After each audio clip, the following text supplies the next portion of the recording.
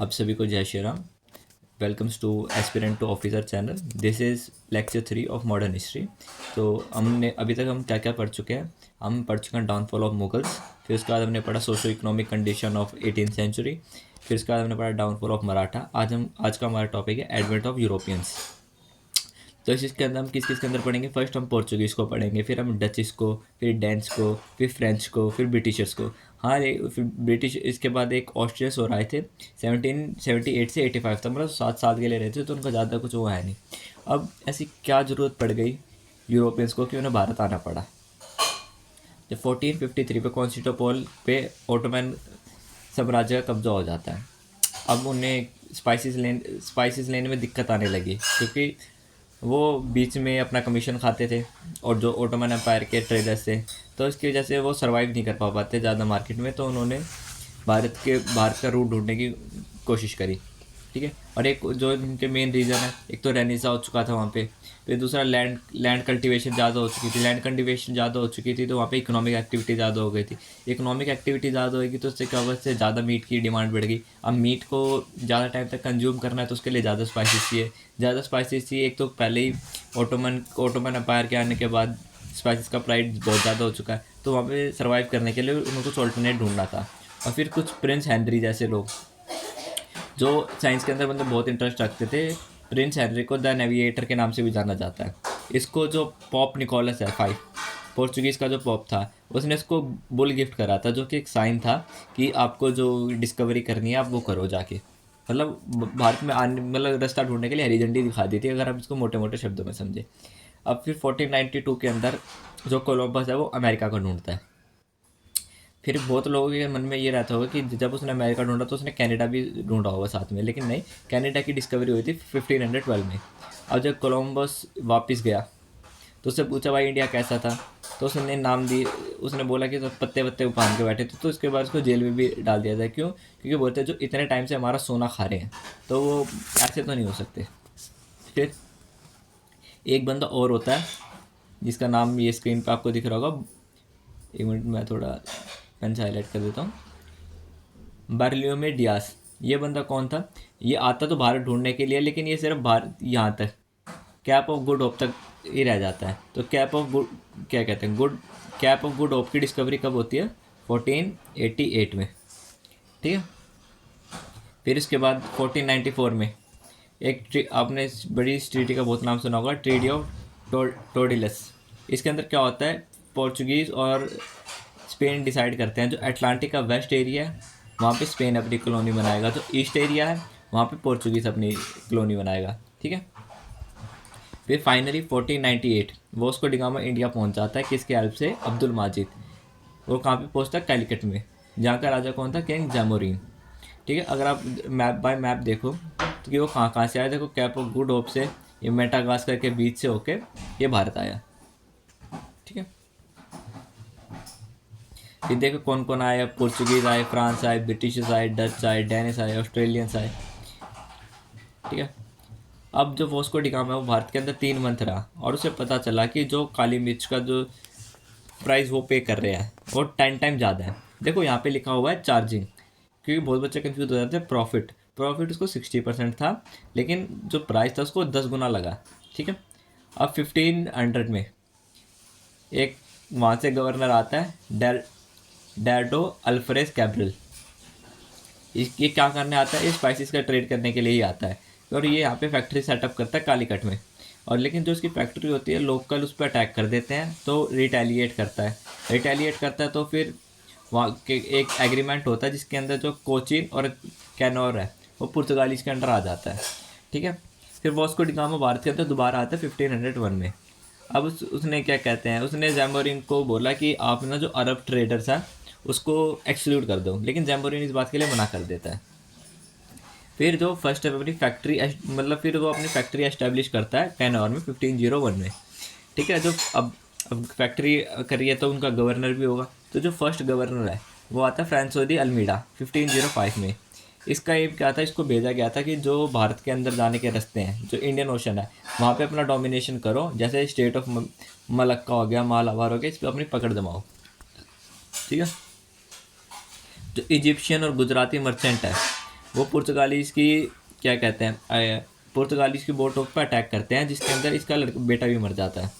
ठीक है, और फिर उसको बदला तो लेगा कि भाई इसका बेटा मरा है, वो रिटेलिएट करता है। और वो इतना सक्सेसफुली रिटेलिएट क्यों करता है? क्योंकि वो ब्लू वाटर पॉलिसी को अपनाता है। अब ब्लू वाटर पॉलिसी का अगर कोई आपसे दूसरा नाम पूछे तो कार्तेज सिस्टम है।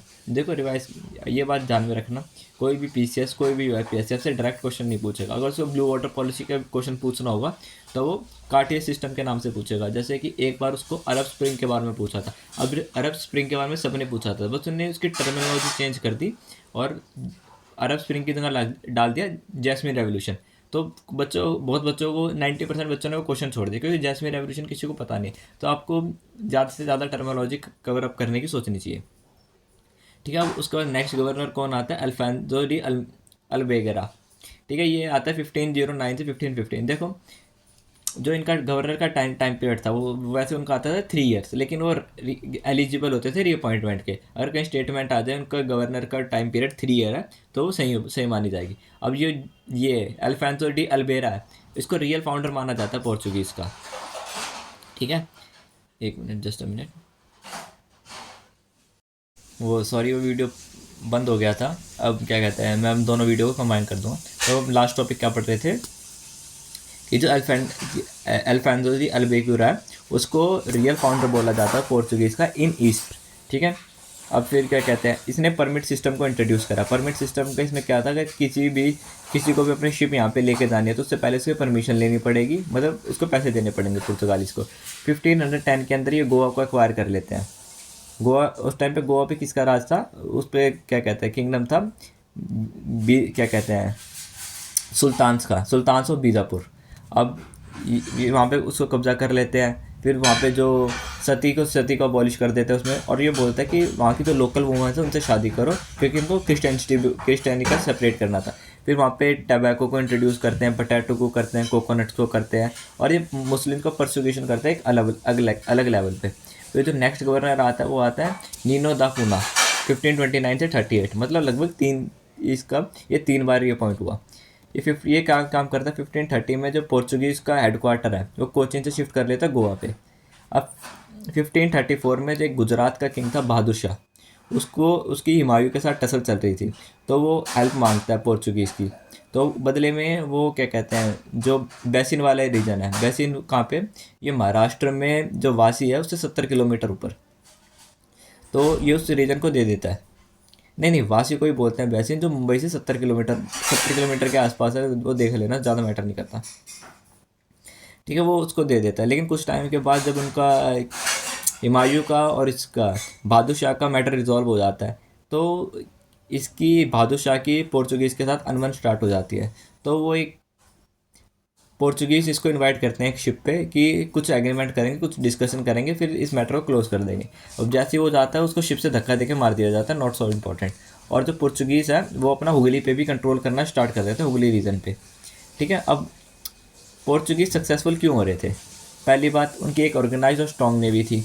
नेवी हमारे पास अगर हम इंडियन रूल्स में देखें तो हम सिर्फ चोलास की मांगते थे, और अगर ये बोला जाए कि चोला की अपने टाइम में one of the best navy थी वर्ल्ड में, तो ये स्टेटमेंट कहीं बिल्कुल सही है, कोई गलती नहीं हो सकती। सेकंड, डबल यार्ड शिप, उनके बड़े बड़े शिप थे तो उनके पास ज़्यादा सामान आ सकता था। Third, royal imperial decree.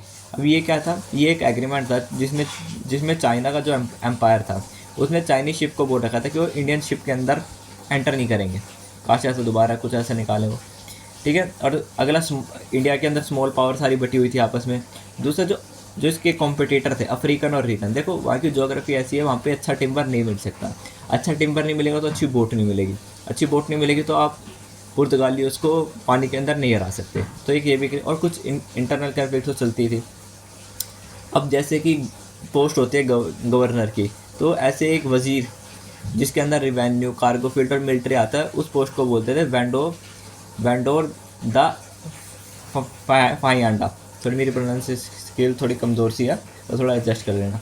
और जो जगह जगह पे चेक पॉइंट्स पे होते थे वहाँ पे होते थे कैप्टन्स। ठीक है, अब हम आगे इनकी रिलीजियस पॉलिसी को डिस्कस करते हैं। देखो, क्योंकि जो नॉर्थ अफ्रीका में एक रहते थे मूड्स, वहाँ के मूड्स, और एक को बोलते थे अरब्स, तो थे दोनों मुस्लिम। तो इनकी तो इससे वैसे भी बहुत कट्टर दुश्मनी थी। ठीक है, इनिशियली वो हिंदुओं के साथ थोड़े बहुत टॉलरेट थे, लेकिन लेटर फेज में उन्होंने बराबर का परसिक्यूशन करा। और इनमें जो फर्स्ट बुक जो इंडिया के अंदर लिखी जाती है वो लिखी जाती है जेसूट एल्डावा के द्वारा 1580 में। ये हमने पहले भी पढ़ा था जब हम डाउनफॉल ऑफ मुगल्स पढ़ रहे थे। फिर अकबर जो है वो दो पोर्चुगीज़ प्रीस्ट को इनवाइट करता है दिल्ली में। ठीक है, 1579 में। किस किस को? ये रोडाल्फो एक्वाविवा को और एंथ्रियो मोनसेस्टर को। ये भी जाते हैं, ये क्योंकि इनके दिमाग में ये होता है कि यार हमने कैसे अकबर को कन्वर्ट कर लिया तो हम भारत में बहुत ज़्यादा क्रिश्चियनिटी पर फैला सकते हैं, लेकिन वो फेल हो जाते हैं। 1590 के अंदर अकबर उनको दोबारा इन्वाइट करते हैं, वो दोबारा जाते हैं, लेकिन वो फिर फेल हो जाते हैं दिल्ली में। थर्ड टाइम वो लाहौर में बुलाता है, तो उस टाइम पे ये नहीं जाते, दो अलग जाते हैं। एक तो जेरोम जेवियर जाता है और एक इमानुएल पिनोरी जाता है, लेकिन ये भी फेल हो जाते हैं। 1608 में जब अकबर मर जाता है और कुर्सी पर आ जाता है जहांगीर, तो बैप्टिज़म होता है आगरा में एक लार्ज स्केल पे। बैप्टिज़म क्या होता है? जब कन्वर्जन करने के लिए जब वो डुबकियाँ लगवाते हैं उसको बैप्टिज़म बोलते हैं। 1608 के अंदर विलियम्स हॉकिंस आता है जहांगीर कोर्ट में। वो बिना ट्रांसलेटर के पर पारसी भाषा में बात करता है, तो जहांगीर उससे इम्प्रेस हो जाता है और उसको मनसबदार बना देता है और उसका नया नाम दे देता है हॉकिंस खान। वो उनको बोलते थे जिनके अंडर लगभग 400 के आसपास घोड़े हैं। ये थोड़ा मैं एक्सप्लेन नहीं कर रहा क्योंकि क्विक रीज़न है। फिर ठीक है, 1611 में पोर्चुगीज़ अटैक कर देता है इंग्लिश फील्ड पे। तो 1600 जैसे ना कैसे करके अपने आप को बचाते हैं इंग्लिश। 1612 में कैप्टन थॉमस, ठीक है, 1612 के अंदर जो कैप्टन थॉमस होता है वो इंडिया आता है अपनी शिप के साथ। जो उसके साथ बड़ी शिप होती है उसका नाम होता है ड्रैगन, जो उसकी स्मॉल शिप होती है उसका नाम होता है ओसिडैनो। एक मिनट में लिख देता हूँ, OSI।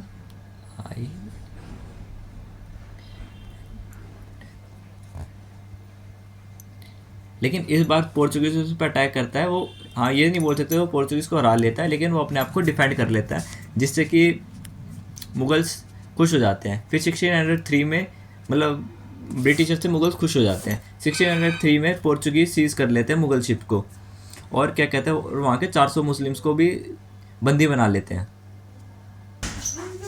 तो मुगल्स मुकर्रम खान को भेजते हैं उनको आज़ाद कराने के लिए।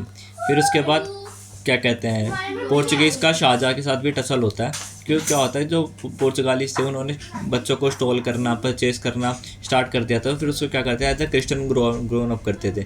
तो पोर्चुगीज़ क्या करते हैं जो मुमताज़ महल की 2 स्लेव्स गर्ल होते हैं उनको उठा लेते, उनको मतलब कैप्चर कर लेते हैं। तो शाहजहाँ उन पर अटैक करवाता है और क्या कहते हैं वहाँ से जितने भी जिनको भी पकड़ता है सबको पहले इस्लाम में कन्वर्जन करवाता है और एक परसिक्यूशन करता है क्रिश्चियन का एक हाई लेवल पे, जो कि मतलब मुगल पोर्चुगीज़ के लिए काफ़ी प्लंडर वाली सिचुएशन थी। फिर उसके बाद इसी इंसिडेंट्स को हम बोलते हैं capture of Hooghly by Mughals. ठीक है, और उसके बाद वो क्या करते हैं वो सॉल्ट की जो प्रोडक्शन होती है मैन्युफैक्चरिंग होती है उसको मोनोपलाइज कर देते हैं और टबैको पे टैक्स लगा देते हैं। फिर अब हम पढ़ते हैं डिक्लाइन ऑफ पोर्चुगीज़। अब इसके अंदर हम पढ़ेंगे जैसे मोटा पढ़ेंगे कि एक तो अदर यूरोपियन पावर भी आ चुकी थी। ठीक है, उनकी रिलीजियस पॉलिसी बहुत ख़राब थी। ट्रेड डिसऑनेस्टी मतलब अब उनसे और कुछ उम्मीद भी नहीं रख सकते, और उनको बेटर अपॉर्चुनिटी मिल चुकी थी ब्राज़ील की डिस्कवरी के बाद। और फिर कुछ कोलैबोरेशन ऑफ स्पेन इन 1581 कि वो स्पेन जैसे जो आइबेरिया किसको बोलते हैं पोर्चुगीज़ और स्पेन को, वो इकट्ठे हो चुके थे। अब हम इसको डिटेल में डिस्कस करते हैं। ठीक है, पहला point local advantage were reduce by emergence of powerful dynasty in north India. जैसे स्टार्टिंग में उनको कोई पावरफुल डायनेस्टी नहीं मिलती। नॉर्थ इंडिया के अंदर मराठा का भी राइज हो चुका था और इजिप्ट के अंदर ममलुक डायनेस्टी वो भी काफ़ी स्ट्रॉन्ग थी। फिर जो मराठा है वो उनसे बैसिन और सालसेट को कैप्चर कर लेते हैं 1739 में। फिर जो रिलीजियस पॉलिसी जो इनका मेजर कारण बनी, क्योंकि इसने हिंदू और मुस्लिम का बहुत एक एक्सट्रीम लेवल पर परसिक्यूशन किया। फिर डिसऑनेस्ट ट्रेड प्रैक्टिस, उनसे कोई उम्मीद भी नहीं रख सकती, इसलिए इनको सी पायरेट्स के नाम से भी जाना जाता था। अगर क्वेश्चन आए कि समुद्र लुटेरे किन्हें बोला जाता था तो उसका आंसर पोर्चुगीज़ था। फिर डिस्कवरी ऑफ ब्राज़ील की डिस्कवरी होती थी तो इनका रिसोर्स बढ़ चुका था। Union of Spain and Portugal in 1581, अब क्या होता है कि अगर किसी छोटी पावर के साथ कोई बड़ी पावर मिलती है तो छोटी पावर हमेशा सर क्या कहते हैं सफ़र करेगी, क्योंकि जो स्पेन है वो हमेशा लड़ाई में उलझा रहता था, कभी फ्रांस के साथ कभी यूके के साथ, तो उसके चक्कर में पोर्चुगीज़ को उसके भी जान में जाता था। अब नेक्स्ट क्वेश्चन, सिग्निफिकेंस, ऐसा कुछ खास तो नहीं था पर फिर भी अगर क्वेश्चन आ जाए तो हमारे पास लिखने के लिए 2-4 पॉइंट होने चाहिए। दे स्टार्टेड यूरोपियन एरा, और क्या कहते हैं उनके आने से इमरजेंस ऑफ नेवल पावर भी, मतलब पता लगा कि भाई नेवी भी रखना ज़रूरी है, ठीक है। और उनके brought military innovation in India, military innovation का अलग अलग तोप लेके आए, ठीक है। और वही वही जो मॉडल है उनकी मिलिट्री का वो इंग्लिश ने भी अपनाया, फ्रेंच ने भी अपनाया, मराठोस ने भी अपनाया, ठीक है। और फिर they were known as creation of royal फिर डॉकयार्ड, ठीक है। The system of maintenance of pilot, मतलब कि उनको बताया कि भाई पायलट्स भी रखने कितने ज़रूरी हैं, और not so much. They were first to introduce European art in India, मतलब सबसे पहले वो वही आए थे, तो वही लेके आए थे। तो gold Smith, silver Smith and other metal works को भी में भी उनका कंट्रीब्यूशन माना जाता है। और फिर आर्किटेक्चर में भी माना जाता है कि उन्होंने अपनी चर्च बनाई थी, वहाँ से हमें आर्किटेक्चर भी मिला। तो हम यहाँ पे पोर्चुगीज़ को ख़त्म करते हैं। सॉरी आज वीडियो बार बार में पॉज हुआ तो उस मर्ज होने में अच्छा नहीं लगेगा, क्योंकि आज मुझे थोड़ा कुछ काम आ रहा था बार बार और डिस्कनेक्ट हो रहा था। मैं आशा करता हूँ मैं ये गलती अगली वीडियो में सुधारूँ। तो आप सभी को धन्यवाद, आपने पूरी वीडियो देखा। जय हिंद, जय भारत।